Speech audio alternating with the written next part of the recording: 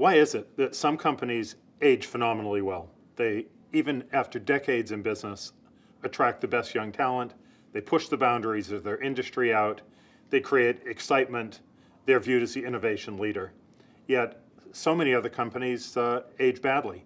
And we find it is the reason why right now only 1 in 10 companies in the world manages to sustain a successful run of profitable growth for even as little as 1 decade. When we probed into this, what we found is something very, very interesting.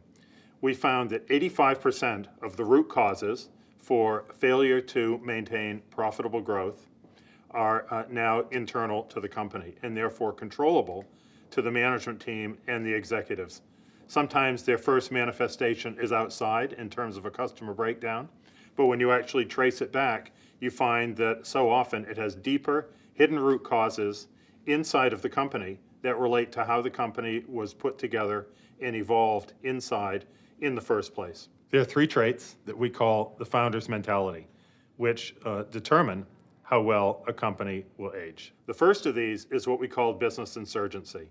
And that is, in some ways, as simple as having a very clear purpose that gave the company a unique reason for existing in its industry and its marketplace, and gave its people enormous energy because they felt they were doing something very important. The second element of the founder's mentality is what we called frontline obsession.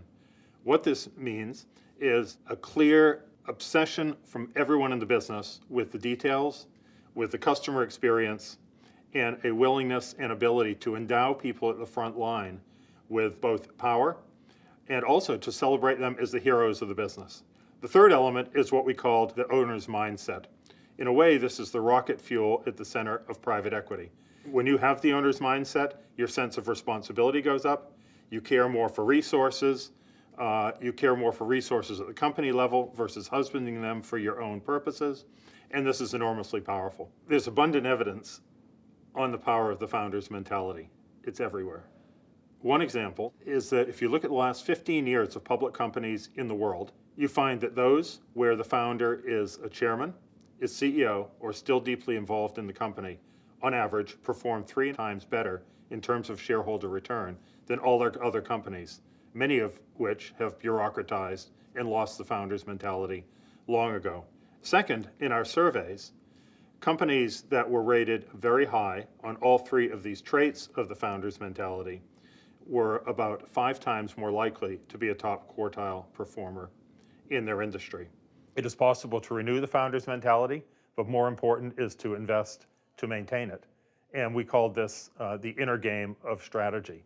And just as in sports, or just as in so many areas of life, the inner game is actually becoming more important in many ways than the outer game.